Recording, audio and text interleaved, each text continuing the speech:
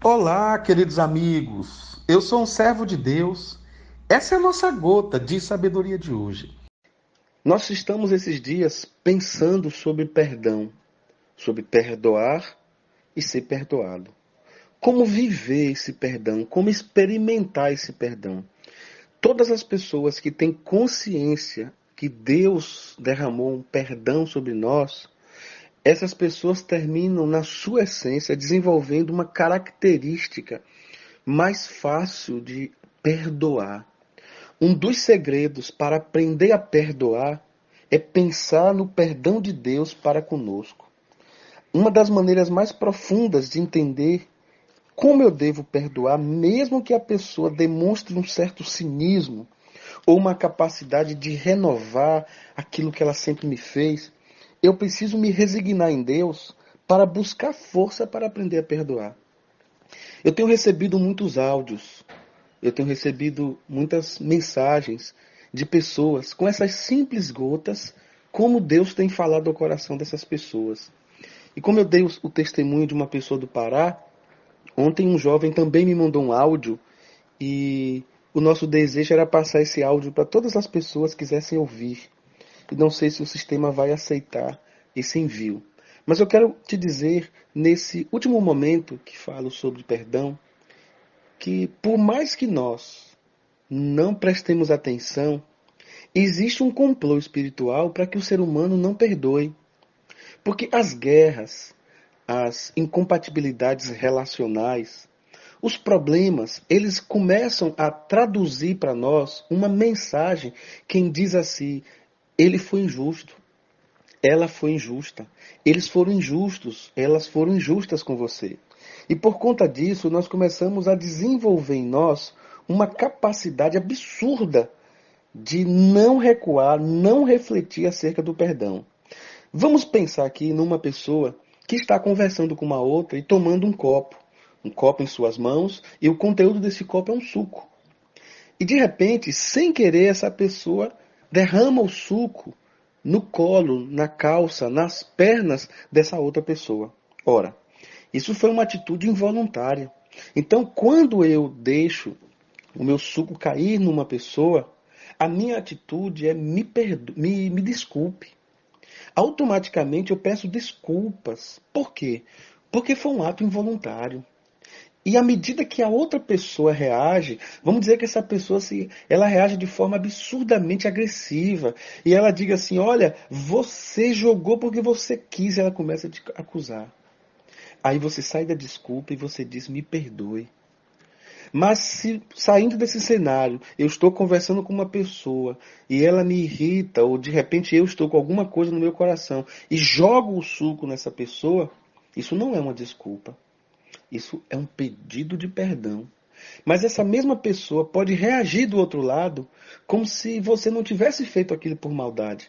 E aí você pede apenas desculpa, mas você conhece a intenção do seu coração. Embora a pessoa pense que foi voluntário, mas você sabe que foi voluntário. Então você, naquele momento, você não vai pedir desculpa, você vai pedir perdão. Então é mais ou menos isso que nós precisamos pensar. Você perdoa uma pessoa não pelo que ela lhe fez. Você perdoa uma pessoa pelo que Deus fez a e com você. Você perdoa uma pessoa porque você tem algo no seu coração que impede você de tratar ela como ela merecia ser tratada. Perdoar é não tratar a outra pessoa como ela deveria ser tratada. É por isso que eu não advogo a ideia de que perdoar é esquecer. Quem perdoa e esquece é Deus. Deus perdoa e esquece. Nós somos seres humanos. Nós lembramos. Só que nós temos que pedir a Deus: Senhor, eu tenho uma memória e eu posso num momento ou outro lembrar daquilo. Mas a tua graça, o teu óleo, a tua presença vai me proteger. Porque quando eu lembrar disso, se eu lembrar disso, eu vou lembrar dizendo assim: poxa, que bom que Deus me perdoe, eu pude perdoar essa pessoa. Então, eu não sou uma pessoa que vivo uma amnésia, não. Eu esqueço a ofensa. O fato é que eu não esqueço porque eu sou ser humano. Mas a ofensa eu lanço no mar do esquecimento, no colo de Deus. Então eu esqueço a humilhação, eu esqueço o prejuízo, eu esqueço a mágoa, eu esqueço o rancor. Por quê? Porque Deus limpou e Deus tirou isso do meu coração.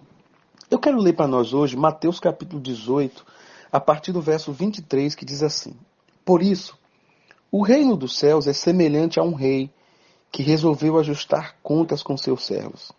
E passando a fazê-lo, trouxeram-lhe um que lhe devia 10.000 talentos.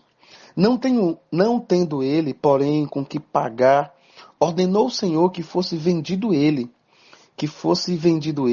a mulher, os filhos e tudo que ele possuía, e que a dívida fosse paga.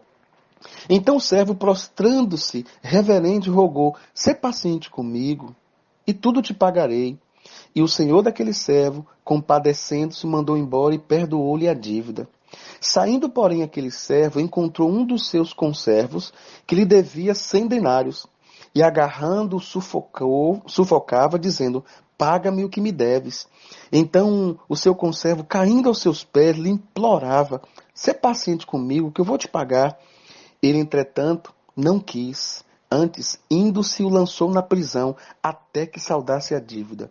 Vendo seus companheiros o que havia passado, entristeceram-se muito e foram relatar ao seu senhor tudo o que acontecera.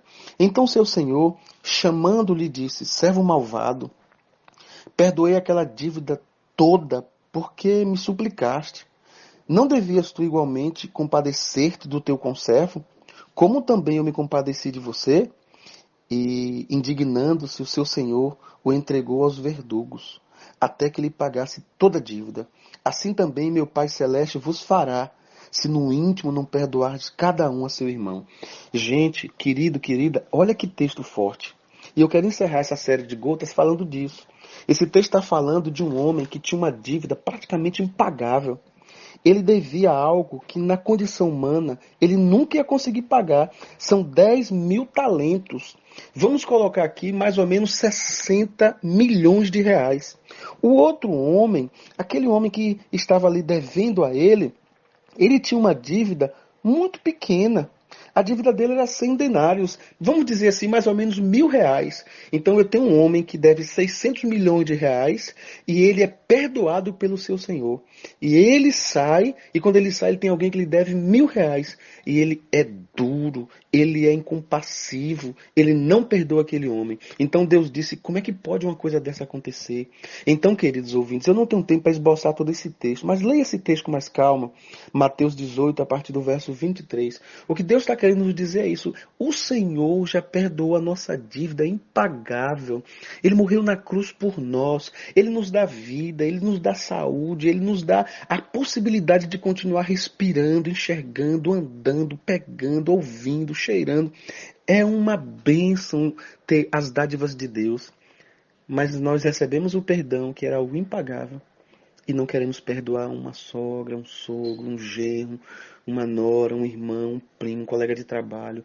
Enfim, se proteja.